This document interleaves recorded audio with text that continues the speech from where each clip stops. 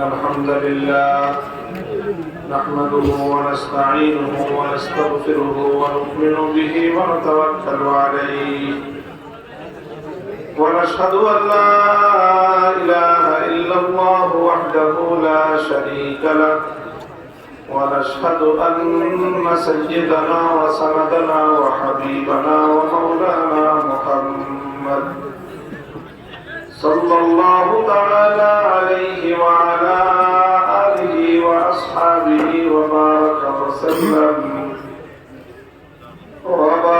وسلم تسليما كثيرا. أما بعد فأعوذ بالله من الشيطان الرجيم. بسم الله الرحمن الرحيم. هو الذي بعث في الأميين رسولا منهم يتلو عليهم آياته ويزكيهم ويعلمهم الكتاب والحكمة وإن كانوا من قبل لفي ضلال مبين. بارك الله لنا ولكم في القرآن العظيم ونفعنا وإياكم بالآيات والذكر الحكيم. اللهم صل على محمد وعلى آل محمد كما صليت على إبراهيم وعلى آل إبراهيم إنك حميد مجيد. اللهم بارك على محمد وعلى آل محمد كما باركت على إبراهيم وعلى آل إبراهيم إنك حميد مجيد.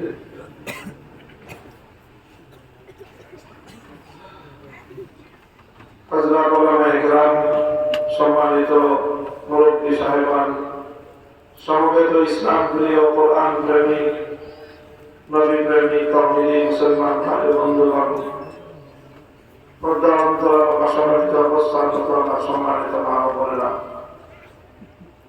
আল্লাহ পাক রব্বুল আলামিনের অশেষ শুকরিয়া যে আজকে এই মুবারক মাহফিলে আল্লাহ আমাদের এত মানুষকে এখানে এই মাদ্রাসায় ইমদাদিয়ার মাঠে একত্রিত হওয়ার তৌফিক দান করেছেন।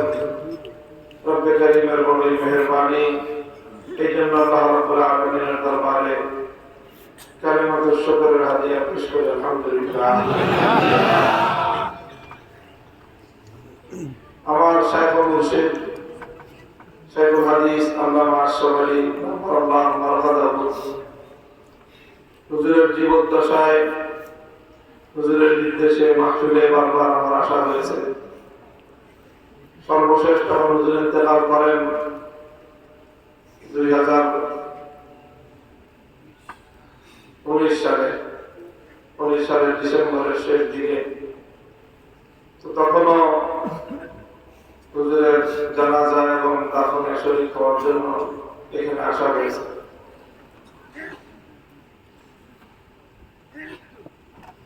এরপরে মাঝখান দিয়ে অনেক ঘটনা, দুর্ঘটনা, অনেক জুলুম নির্যাতন, অনেক ত্যাগ এবং অনেক কিছুর উপর দিয়ে আমাদের সময় অতিবাহিত হয়েছে। দীর্ঘ একটা বিরতির পরে আবার মূলত হুজুরের মাকবরার জিয়ারতের উদ্দেশ্যে এবং হুজুরের হাদিয়া আমাদের আম্মাজান আল্লাহ পাক তার নেক হায়াত দারাজ করেন সুস্থতার সাথে। তার বিশেষ নির্দেশেই মূলত আজকে এই মাহফিলে আপনাদের সঙ্গে আমার দেখা করার সৌভাগ্য হলো। আল্লাহ পাক রব্বুল আলামিন আপনাদের সকলকে, আমাদের সকলকে আল্লাহ কবুল করেন। আমিন। আমি আপনাদের সম্মুখে পবিত্র কোরআনে পাকের সূরাতুল জুমআ থেকে একটি আয়াত তেলাওয়াত করেছি। এই আয়াতটি আল্লাহ পাক রব্বুল আলামিন তার নবী পাক মুহাম্মদুর রাসূলুল্লাহ সাল্লাল্লাহু আলাইহি ওয়াসাল্লামের আগমন এবং এই পৃথিবীতে কর্মসূচি, তার কার্যক্রম নিয়ে আল্লাহ পাক রব্বুল আলামিন এখানে সবিস্তারে আলোচনা করেছেন। খুব কাছাকাছি শব্দে কোরআনে পাকের মধ্যে দুই সূরায় দুটি আয়াত আল্লাহ নাযিল করেছেন। একটি হলো সূরাতুল বাকারার মধ্যে আল্লাহ বলেছেন, ربنا وبعث فيهم رسولا منهم يتلو عليهم آياتك ويعلمهم الكتاب والحكمة ويزكيهم إنك أنت العزيز الحكيم। সেখানে আল্লাহ বলেছেন এটা ইব্রাহিম আলাইহিস সালামের একটা দোয়া। হযরত খলিলুল্লাহ ইব্রাহিম আলাইহিস সালাম যখন মক্কা নগরীতে আল্লাহর ঘর বাইতুল্লাহ শরীফ কাবা শরীফ নির্মাণ করলেন, তার ছেলে ইসমাঈল আলাইহিস সালামকে সাথে নিয়ে আল্লাহর নির্দেশে এটা নির্মাণ করেছেন। তখন বাইতুল্লাহ শহর এটা একেবারে অনাবাদী একটা শহর, অল্প কিছু মানুষ সেখানে কিছুদিন ধরে বসতি স্থাপন করেছে। এটা এমন একটা শহর, এমন একটা নগর যেখানে কোন ফল ফসল কোনো কিছু উৎপন্ন হয় না, সেখানে উন্নত কোন জনবসতি, কোন শহর নগর কোনো কিছুই নাই। কিন্তু আল্লাহ পাক রব্বুল আলামিন সেই শহরটাকে এবং সেই ঘরটাকে সারা পৃথিবীর জন্য সেন্টার এবং মার্কাজ হিসেবে আল্লাহ পাক রব্বুল আলামিন নির্মাণ করতে চান, ঘোষণা দিয়েছেন আল্লাহ, এবং সেটা ইব্রাহিম আলাইহিস সালামের মাধ্যমে আল্লাহ বলিয়েছেন। এখন এমন একটা জায়গা যেখানে শুধু পাহাড় আর পাহাড়, পাথুরে ভূমি, একটু মাটি নাই যেখানে একটা গাছ হবে, কোন ফল ফসল হবে কোন সম্ভাবনা নাই, এবং সেখানে কোন নগর সভ্যতাও গড়ে ওঠে নাই, সেখানে কোন আলিশান দালান প্রাসাদ নাই, কিছুই নাই। সেরকম শহরের একটা ঘরকে আল্লাহ পাক রব্বুল আলামিন সারা দুনিয়ার কেন্দ্র হিসেবে আল্লাহ নির্বাচন করেছেন। তো ইব্রাহিম আলাইহিস সালাম যখন এই কেন্দ্র নির্মাণ করলেন, ইব্রাহিম আলাইহিস সালাম তো বুঝতে পারলেন যে এই ঘর তো এমনি এমনি সারা দুনিয়ার মানুষের জন্য কেন্দ্র হবে না, মার্কাজ হবে না। মার্কাজ হওয়ার জন্য এখানে কেন্দ্রীয় এবং মার্কাজি কর্মসূচি লাগবে। এখানে দালান কোঠা দিয়ে দুনিয়ার কোথাও মার্কাজ হয় না, শুধুমাত্র ঘর দুয়ার দিয়ে দুনিয়াতে বড় কাজ হয় না, বরং বড় কাজের জন্য বড় কর্মসূচির প্রয়োজন হয়। ইব্রাহিম আলাইহিস সালাম এটা উপলব্ধি করতে পেরেছিলেন যে বাইতুল্লাহ শরীফ, কাবা শরীফ, যেটাকে আল্লাহ সারা দুনিয়ার সেন্টার হিসেবে নির্মাণ করতে বলেছেন, এই কাবাকে যদি সেন্টার হতে হয়, এই এলাকাটা এই ড্রোনটা কত বন্ধুরা মানুষের চেষ্টা করতেছেন আপনি নামাই দাও।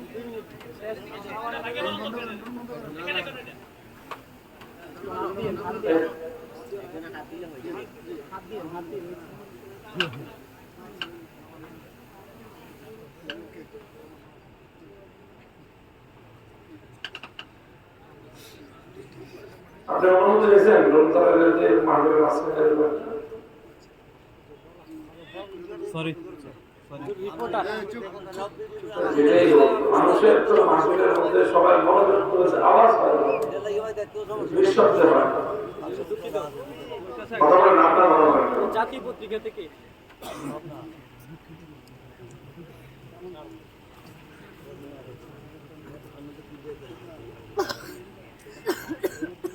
মুহতারাম হাজিরিন, তো বাইতুল্লাহ শরীফ, কাবা শরীফকে যদি সেন্টার হতে হয়, বাইতুল্লাহ শরীফ এবং কাবা শরীফকে যদি দুনিয়ার মার্কাজ হতে হয়, তাহলে সেখানে মার্কাজি এবং কেন্দ্রীয় কর্মসূচির প্রয়োজন। কেন্দ্রীয় কর্মসূচিতে এমনিতেই পালন হবে না, হাওয়ার উপর দিয়ে কেন্দ্রীয় কর্মসূচি আসবে না। কেন্দ্রীয় কর্মসূচির জন্য একজন কেন্দ্রীয় ব্যক্তির প্রয়োজন। এটার মধ্যে একটা চমৎকার একটা ধারাবাহিকতা আছে। আল্লাহ বললেন তুমি মার্কাজ বানাও। ইব্রাহিম আলাইহিস সালাতু ওয়াস সালাম মার্কাজ বানালেন। وَإِذْ يَرْفَعُ إِبْرَاهِيمُ الْقَوَاعِدَ مِنَ الْبَيْتِ وَإِسْمَاعِيلُ رَبَّنَا تَقَبَّلْ مِنَّا إِنَّكَ أَنْتَ السَّمِيعُ الْعَلِيمُ। তিনি তো বানালেন, কিন্তু বানালে তো কাম শেষ না, এটাকে তো জমাইতে হবে। এখন জমবে কিভাবে? জমাইতে হলে কর্মসূচি লাগবে। কর্মসূচি বাস্তবায়ন করবে কে? কর্মসূচি বাস্তবায়ন করতে হলে সেরকম লোক লাগবে। এই জন্য ইব্রাহিম আলাইহিস সালাতু ওয়াস সালাম মূল জায়গায় আল্লাহর কাছে দোয়া করলেন, আসল জায়গায় হাত দিলেন। রব্বানা ওয়াবাস ফীহিম রাসূলাম মিনহুম। তিনি বললেন যে আল্লাহ, আপনি এই মক্কাবাসীদের মধ্যে, তাদের মধ্য থেকে একজন রাসূল আপনি প্রেরণ করেন। এমন একজন রাসূল প্রেরণ করবেন যিনি এমন কর্মসূচি পালন করবেন যে কর্মসূচির মাধ্যমে আপনার ঘর বাইতুল্লাহ সারা পৃথিবীর জন্য কেন্দ্রে পরিণত হবে। এবং তিনি ইব্রাহিম আলাইহিস সালাম আল্লাহর কাছে সে কথাই বললেন যে এমন কিছু কর্মসূচি দ্বারা তিনি পালন করবেন যে কর্মসূচির দ্বারা সারা দুনিয়া মানুষকে তিনি এই বাইতুল্লাহ শরীফের দিকে আকৃষ্ট করবেন এবং বাইতুল্লাহ সারা দুনিয়ার কেন্দ্রে পরিণত হবে। ইব্রাহিম আলাইহিস সালাতু ওয়াস সালাম দোয়া করার সময় একজন রাসূলের আগমন, একজন রাসূল পাঠানোর জন্য আল্লাহর কাছে দোয়া করলেন এবং সেই রাসূল কি কাজ করবে, কি হবে তার সিফাত, কি হবে তার বৈশিষ্ট্য, ইব্রাহিম আলাইহিস সালাম সেখানে তা উল্লেখ করলেন। যে সিফাতের মাধ্যমে, যে বৈশিষ্ট্যের মাধ্যমে সারা পৃথিবীকে পরিচালনা করা যায় এমন কিছু বৈশিষ্ট্য ইব্রাহিম আলাইহিস সালাম উল্লেখ করলেন। এবং তা বলতে গিয়ে তিনি 4 দফা কর্মসূচির কথা উল্লেখ করলেন। কয় কর্মসূচি? 4 দফা কর্মসূচির কথা ইব্রাহিম আলাইহিস সালাম উল্লেখ করলেন। এইটা তো ইব্রাহিম আলাইহিস সালাম দোয়া করলেন। দোয়া করার পরে চলল সময়, তার আপন গতিতে বয়ে চলল। সময় অতিক্রম হতে লাগলো। বছরের পর যুগ পেরিয়ে শতাব্দী, শতাব্দীকার পর শতাব্দী পেরিয়ে সহস্রাব্দী, হাজার হাজার বছর, কোন কোন ঐতিহাসিকের বর্ণনা মতে প্রায় 6000 বছর কেটে গেল। 6000 বছর পর আল্লাহ পাক রব্বুল আলামিন ইব্রাহিম আলাইহিস সালাতু ওয়াস সালামের সেই দোয়া কবুল করে পবিত্র বাইতুল্লাহ নগরে, মক্কা নগরীতে আল্লাহ পাক রব্বুল আলামিন সেই মহান ব্যক্তিকে পাঠালেন যার মাধ্যমে বাইতুল্লাহ শরীফ সারা পৃথিবীর কেন্দ্রে পরিণত হলো। আল্লাহ যখন সেই নবীকে পাঠান তখন সেই নবীর কর্মসূচি কি হবে সেটাই আল্লাহ পাক রব্বুল আলামিন সূরাতুল জুমার মধ্যে উল্লেখ করেছেন। কি কর্মসূচির কথা উল্লেখ করেছেন? যে কর্মসূচির জন্য ইব্রাহিম আলাইহিস সালাম দোয়া করেছিলেন, আল্লাহ সেই কর্মসূচিগুলির কথাই সূরাতুল জুমার মধ্যে আল্লাহ পাক ইরশাদ করেছেন। হুয়াল্লাযী বা'আসা ফিল উম্মিয়্যিনা রাসূলাম মিনহুম ইয়াতলু আলাইহিম আয়াতিহি ওয়া ইউযাক্কিহিম ওয়া ইউআল্লিমুহুমুল কিতাবা ওয়াল হিকমাহ ওয়া ইন কানূ মিন ক্বাবলু লাফী দালালিন মুবিন। 4 দফা কর্মসূচির কথা আল্লাহ পাক উল্লেখ করলেন যে তিনি এমন এক রাসূল প্রেরণ করেছেন, এমন এক নবী, এমন এক পয়গম্বর তিনি প্রেরণ করেছেন একটি নিরক্ষর জাতির কাছে, একটি অশিক্ষিত নিরক্ষর, একটি মরুচারী জাতির নিকট আল্লাহ পাক রব্বুল আলামিন 4 দফা কর্মসূচির মাধ্যমে একজন রাসূল প্রেরণ করলেন। আর সেই রাসূল আসলেন 4 দফা কর্মসূচির মাধ্যমে নিরক্ষর, অনুন্নত, অশিক্ষিত, মরুচারী একটি জাতিকে উন্নতির এমন শিখরে তিনি পরিণত করলেন, এমন উন্নতির এমন শিখরে তিনি পৌঁছে দিলেন 1000 বছর পর্যন্ত সারা পৃথিবীকে যারা নেতৃত্ব প্রদান করলো, সারা দুনিয়াকে যারা চালালো, দুনিয়ার সমস্ত সভ্যতাকে তারা নতুনভাবে নির্মাণ করলো, মানবতা এবং ইনসানিয়তকে তারা এমন এক উচ্চতায় উন্নীত করলো পৃথিবীর আগেও কোনোদিন দুনিয়ার মানব সভ্যতা এত উন্নত স্তরে পৌঁছে নাই, কিয়ামত পর্যন্ত আর পৌঁছবে না। আল্লাহর নবী পবিত্র বাইতুল্লাহকে সামনে রেখে 4 দফা কর্মসূচির মাধ্যমে সেই আরব মরুচারী বেদুইন জাতির সেই উন্নতি সাধন করেছিলেন। মুহতারাম হাজিরিন, অথচ সময়টা ছিল তখন বর্বরতার সময়, যুগটা ছিল তখন জাহিলিয়াতের যুগ, যুগটা ছিল তখন অন্ধকার যুগ, মূর্খতার যুগ। সেই অন্ধকার দূর করে আলো ফোটালেন, মূর্খতা দূর করে জ্ঞানের প্রদীপ জ্বাললেন, অসভ্যতাকে দূর করে মানবতার ফুল ফোটালেন। আর এইভাবেই সারা দুনিয়াতে এক বিপ্লব তিনি সাধন করলেন। হে দুনিয়ার মানুষ, হে বিশ্ব, আধুনিক বিশ্ব সভ্যতার নামে, আধুনিকতার নামে একবিংশ শতাব্দীর নতুন জাহিলিয়াতের অতল গহ্বরে নিমজ্জিত মানব সভ্যতা, আমরা তোমাদেরকে বলতে চাই, আজকের এই আধুনিক বর্বরতার যুগের এই জাহিলিয়াত থেকে যদি একবিংশ শতাব্দীর বিশ্বকে মুক্তি দিতে হয়, আল্লাহর রাসূলের কর্মসূচি ছাড়া বিকল্প কোনো রাস্তা না। এই জন্য রাসূল আকরাম সাল্লাল্লাহু আলাইহি ওয়াসাল্লামের সেই কর্মসূচিগুলো খুব ভালো করে বুঝতে হবে যে কিভাবে আল্লাহর নবী এই পৃথিবীতে আমূল পরিবর্তন সাধন করেছিলেন। নবীর কথাগুলো, নবীর কর্মসূচিগুলোকে আল্লাহ একটা একটা করে বলে গেছেন। আমার আলোচনার সংক্ষিপ্ত বিষয় হলো এইগুলোই তুলে ধরা, যে কি কি কর্মসূচি আল্লাহর নবীর ছিল, আর সেই কর্মসূচির দৃষ্টিভঙ্গিতে বর্তমান আমাদের সময়ের অবস্থাটা কি একটু পর্যালোচনা করব। আল্লাহ পাক রব্বুল আলামিন আমাকে বলবার আপনাদেরকে বুঝবার তৌফিক দান করেন। কয় দফা কর্মসূচির কথা বললাম? 4 দফা কর্মসূচি দিয়ে আল্লাহ পাক তার নবীকে পাঠালেন। প্রথম কর্মসূচি হলো ইয়াতলু আলাইহিম আয়াতি। আল্লাহর পয়গম্বরের প্রথম কর্মসূচি, প্রথম কাজ হলো তিনি দুনিয়ার মানব জাতিকে আল্লাহর পাক পবিত্র মহান কালামুল্লাহ শরীফকে তেলাওয়াত করে শোনাবেন, তেলাওয়াত করে শোনাবেন, পড়ে শোনাবেন, রিসাইটিং শোনাবেন, তার রিডিং শোনাবেন, যে কোরআন কেমন, কোরআনের তেলাওয়াত শোনাবেন। এই তেলাওয়াত শোনানো এটাই একটা কর্মসূচি। মানুষ সেই তেলাওয়াত বুঝলো কি বুঝলো না, তার অর্থ কি, তার ব্যাখ্যা কি, এগুলো বুঝলো কি বুঝলো না, এগুলো পরের বিষয়। শুধু তেলাওয়াত তিনি শোনাবেন, মানুষ শুনবে। এটাই হলো আল্লাহর নবীর আনিত বৈপ্লবিক কর্মসূচির সর্বপ্রথম বুনিয়াদ। খুব ভালো করে বুঝবেন কথাটা। কোরআনের তেলাওয়াত আল্লাহর নবীর আনিত বিপ্লবী কর্মসূচির সর্বপ্রথম বুনিয়াদ।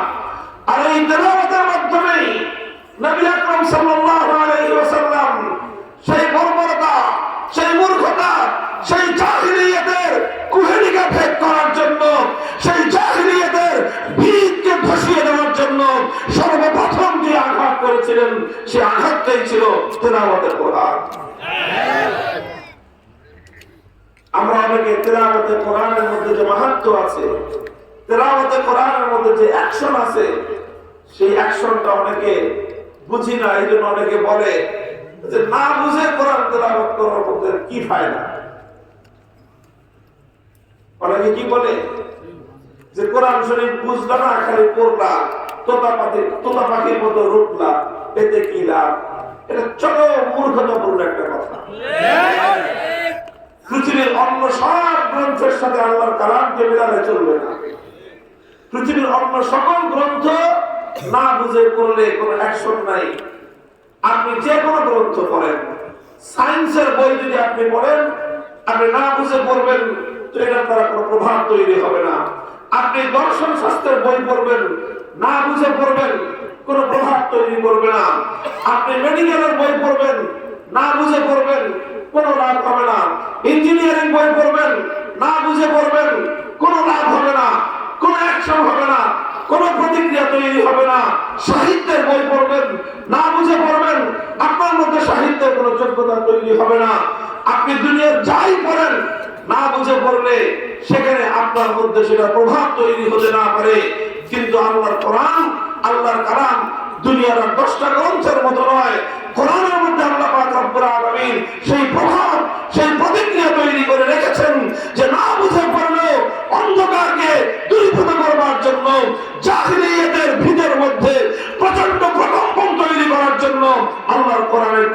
যথেষ্ট। কোরআন পাকের তেলাওয়াতের মধ্যে আল্লাহ পাক সেই তাসির আর সেই প্রভাব রেখেছেন। হ্যাঁ, কোরআন বুঝতে হবে, কোরআন জানতে হবে, কোরআনের মর্ম বুঝতে হবে, সেগুলো ভিন্ন কথা, সেটা আরেকটা বিষয়। কিন্তু আল্লাহর নবীর প্রথম দফা কর্মসূচি হলো শুধুমাত্র কোরআনের তেলাওয়াত। কেউ বুঝুক বা না বুঝুক, মর্ম বুঝুক বা না বুঝুক, অর্থ বুঝুক বা না বুঝুক, কোরআনের পাকের তেলাওয়াতের মাধ্যমেই আল্লাহ পাক রব্বুল আলামিন মানুষের হৃদয়ের মধ্যে এক আন্দোলন সৃষ্টি করে দেন। মানুষের হৃদয়, মন আন্দোলিত হয়, বিপ্লব তৈরি হয় মানুষের হৃদয় গভীরের মধ্যে। হাদিসের কিতাবগুলোর মধ্যে, সিয়ারুস সাহাবা, হায়াতুস সাহাবার মধ্যে বর্ণিত হয় অনেক ঘটনা, অসংখ্য ঘটনা। হযরত সিদ্দিক আকবর আবু বকর রাদিয়াল্লাহু আনহু তিনি একবার মক্কা ছেড়ে চলে যাচ্ছেন। মক্কা ছেড়ে চলে যাওয়ার পথে পথিমধ্যে ইবনু দাগিনা নামক একজন প্রভাবশালী আরব সর্দার, তার সঙ্গে দেখা। ইবনু দাগিনা জিজ্ঞাসা করেন, আবু বকর কোথায় যাও? বললেন যে মক্কার মানুষ আমাকে উত্তপ্ত করেছে, ত্যক্ত বিরক্ত করে ফেলেছে, এত জ্বালা যন্ত্রণা দিয়েছে যা আর এই মক্কায় থাকতে ভালো লাগে না, আমি মক্কা ছেড়ে চলে যাচ্ছি। ইবনু দাগিনা বললেন যে আবু বকর, তোমার মতো সোনার মানুষ যদি মক্কায় না থাকে, মক্কা ছেড়ে যদি চলে যায়, তাহলে এটা মক্কার মানুষের জন্য, মক্কা নগরের জন্য বড়ই কলঙ্কের বিষয় হবে, আফসোসের বিষয় হবে। তুমি কেন যাচ্ছ? চলো, তোমার যা সমস্যা আমি সমাধান করব, মক্কার কোন মানুষ আর তোমাকে উত্তপ্ত করবে না, বিরক্ত করবে না। ইবনু দাগিনা আবু বকর সিদ্দিক রাদিয়াল্লাহু আনহুকে সাথে করে মক্কায় ফিরে এলেন। ফিরে এসে মক্কাবাসীকে বললেন যে তোমরা কেন আবু বকরের সঙ্গে এরকম আচরণ করতেছো? আবু বকর যদি তোমাদের দেশ থেকে চলে যায়, সারা আরবের মধ্যে তোমাদের বদনাম হয়ে যাবে যে মক্কার মানুষ এত দুষ্ট যে আবু বকর সিদ্দিকের মতো, আবু বকরের মতো এইরকম একজন সোনার মানুষ, এরকম একজন নিষ্কলুষ, পরোপকারী, এরকম একজন মানুষকে পর্যন্ত তারা তাদের দেশে থাকতে দেয় নাই। এই লোকগুলো কত পাজি, কত দুষ্ট, এটা আরবের মধ্যে বদনাম হয়ে যাবে তোমাদের। কাজে তোমরা আবু বকরকে বিরক্ত করো না, তাকে তার কাজ করতে দাও, তাকে তার মতো থাকতে দাও। মক্কার লোকজন বললো ঠিক আছে, আবু বকর থাকবে, আবু বকর যা করতে চায় করবে, কোনো আপত্তি নেই। আবু বকরের মতো প্রভাবশালী মানুষ, এত দানবীর মানুষ, পরোপকারী মানুষ, সেই মানুষ মক্কায় থাকলে মক্কার মানুষের জন্য উপকার, ভালো, তার জন্য আমরা অনেক ছাড় দিব। সে আমাদের বাপদাদার ধর্ম ছেড়ে মুহাম্মাদের ধর্ম গ্রহণ করেছে সাল্লাল্লাহু আলাইহি ওয়াসাল্লাম, এটা নিয়ে আমরা আপত্তি করলাম না। সে মুহাম্মাদের ধর্মের দিকে মানুষকে দাওয়াত দেয়, সেটাও আমরা আপত্তি করলাম না। সে মুহাম্মাদের ধর্মগ্রন্থ কোরআন এটা তেলাওয়াত করে, এটা তো আমরা আপত্তি করলাম না। কিন্তু আমাদের আপত্তি একটাই, আবু বকর যখন তেলাওয়াত করে, সে তখন ঘরের ভিতরে দরজা বন্ধ করে যখন তেলাওয়াত করে, সে যেন ঘরের বাইরে উঠানে দাঁড়িয়ে তেলাওয়াত করতে না পারে। এটাই হলো আমাদের একমাত্র শর্ত। কেন? ঘর তার, উঠানো তার, তার বাড়িতে সে ঘর দরজা বন্ধ করে তেলাওয়াত করবে না ঘরের দরজা খুলে তেলাওয়াত করবে, তাতে তোমাদের সমস্যা কি? আরবের লোকেরা, মক্কার লোকেরা তখন বলেছিল যে না, আবু বকর যদি এইভাবে তার ঘরের উঠোনে দাঁড়িয়ে কোরআনের তেলাওয়াত করতে থাকে, তখন এই কোরআনের তেলাওয়াত এমন মন্ত্রমুগ্ধের মতো আমাদের সমস্ত মানুষগুলোকে আকৃষ্ট করতে থাকে যে আমরা আমাদের ঘরগুলোর মধ্যে আমাদের বাচ্চাদেরকে পর্যন্ত রশি দিয়ে বেঁধে রাখতে পারি না। লোহা যেরকম চুম্বককে টানে, আবু বকরের কোরআনের তেলাওয়াত আমাদের ছোট ছোট বাচ্চাদেরকে তার ঘরের দিকে চুম্বকের মতো টেনে নিয়ে যায়। এই প্রভাব আল্লাহর কোরআনের তেলাওয়াতের প্রভাব। এই তেলাওয়াতের মাধ্যমেই নবী আকরাম সাল্লাল্লাহু আলাইহি ওয়াসাল্লাম সেই নতুন সমাজ গঠন করার, বিপ্লবী সমাজ গঠন করার, পরিবর্তন করে সমাজ গঠন করার প্রথম বুনিয়াদ ছিল কোরআনের পাকের তেলাওয়াত। এই জন্য যারা সুন্দর সমাজ গড়তে চান, যারা এই জাহেলি সমাজের ভিত শুদ্ধ নাড়িয়ে দিতে চান, যারা এই নব্য জাহেলিয়াত একবিংশ শতাব্দীর মূর্খতাকে ধ্বংস করে মানবতার ফুল ফোটাতে চান, প্রথম কর্মসূচি ঘরে ঘরে মুমিনের কানে কানে হৃদয়ে হৃদয়ে আল্লাহর কোরআনের তেলাওয়াতের ঝংকার তুলতে হবে। কোরআনের তেলাওয়াতের ঝংকার, এটাই সমস্ত জাহেলিয়াতের কুহেলিকা ভেদ করে মানুষের হৃদয়ে গভীরে গিয়ে ঈমানের ফুল এবং ঈমানের বীজ রোপণ করে দেবে ইনশাআল্লাহ। ইয়াতলু আলাইহিম আয়াতিহি, তাহলে সর্বপ্রথম আল্লাহর পয়গম্বরের প্রথম কর্মসূচি ছিল মানুষকে শুধুমাত্র আল্লাহর কোরআনের তেলাওয়াত শোনানো। তিনি মানুষকে আল্লাহর কোরআন তেলাওয়াত করবেন, মানব জাতি তার কাছ থেকে কোরআনের তেলাওয়াত শিখবে, আর এই তেলাওয়াতের মাধ্যমে আল্লাহ রাসূল সাল্লাল্লাহু আলাইহি ওয়াসাল্লামের সর্বপ্রথম কর্মসূচি পালিত হবে। এই কর্মসূচি বর্তমানে আমাদের সমাজে আছে না নাই? আছে। সবচেয়ে ভালোভাবে উম্মতের কাছে, মানব জাতির কাছে নবুয়তি কর্মসূচির প্রথম দফা সবচেয়ে সুচারুরূপে বিশুদ্ধভাবে জাতির কাছে উপহার দিয়ে চলছে আমাদের বক্তব্যের হেফাজত। বিশুদ্ধ কোরআনের তেলাওয়াতের ঝংকার, সমাজের মধ্যে এই ঝংকার তুলে কারা? বক্তব্যের বাচ্চারা। এই ঝংকার তুলে কারা? কোরআনের হাফেজ কোরআনরা। গ্রামে গ্রামে, ঘরে ঘরে, পাড়ায় পাড়ায়, মহল্লায় মহল্লায় মুসলিম সভ্যতার প্রথম বুনিয়াদ তৈরি হয় এই তেলাওয়াতকারী বাচ্চাদের মাধ্যমে। এটা গেল এক দফা কর্মসূচি, আর আজকের যুগে তার বাস্তবতা। দ্বিতীয় কর্মসূচি হলো ওয়ায়ুআল্লিমুহুমুল কিতাব। আল্লাহ পয়গম্বর শুধুমাত্র কোরআনে পাকের তেলাওয়াত করেই তার দায়িত্ব ক্ষান্ত করবেন না। কোরআনের তেলাওয়াত এটা হলো প্রথম দফা কর্মসূচি। বুঝে পড়া হোক, বুঝে হোক, না বুঝে হোক, বিশুদ্ধভাবে আল্লাহর কোরআনের তেলাওয়াত যখন করবে তখন এর মাধ্যমে আল্লাহর পয়গম্বরের এক নম্বর কর্মসূচি পালিত হবে। এরপরে দুই নম্বর কর্মসূচির পালা শুরু। ওয়ায়ুআল্লিমুহুমুল কিতাব। আল্লাহর পয়গম্বর বিশ্বনবী মুহাম্মদুর রাসূলুল্লাহ সাল্লাল্লাহু আলাইহি ওয়াসাল্লামের দ্বিতীয় দায়িত্ব এবং দ্বিতীয় কর্মসূচি ছিল মানুষকে আল্লাহর কোরআনের মর্ম বোঝানো। কোরআনের মর্ম বোঝানো, কোরআন কি বলেছে মানুষকে সে কথা বোঝানো। কোরআন কি বলেছে মানুষ যদি শুধু এই কথাটা একটু শুনতো, শুধু শুনতো মানুষ, একটু পড়তো যদি মানুষ, অসংখ্য অগণিত মানুষের হেদায়েতের জন্য এটাই যথেষ্ট হয়ে।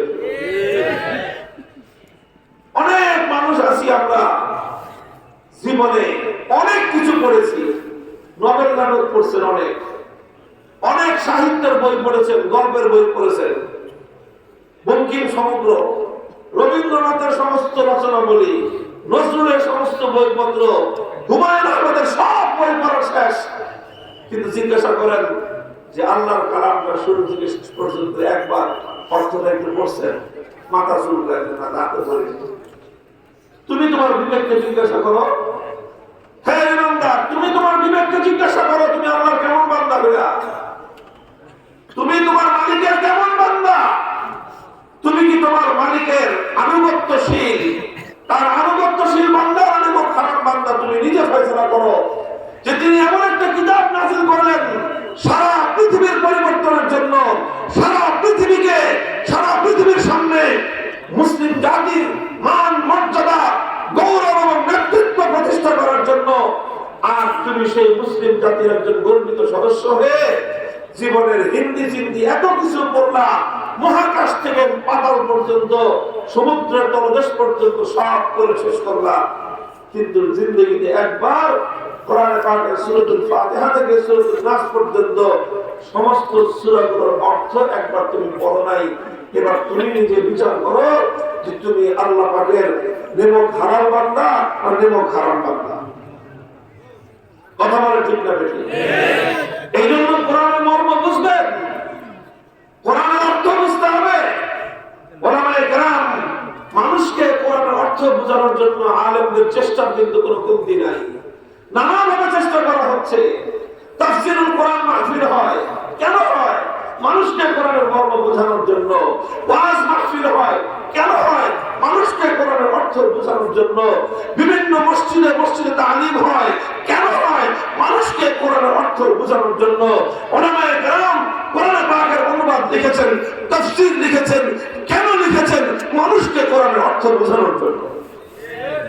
আনন্দের তো চেষ্টার কোনো কমতি নাই। যে রান্না করবে, রান্নাওয়ালির তো পাকশাক করার কোনো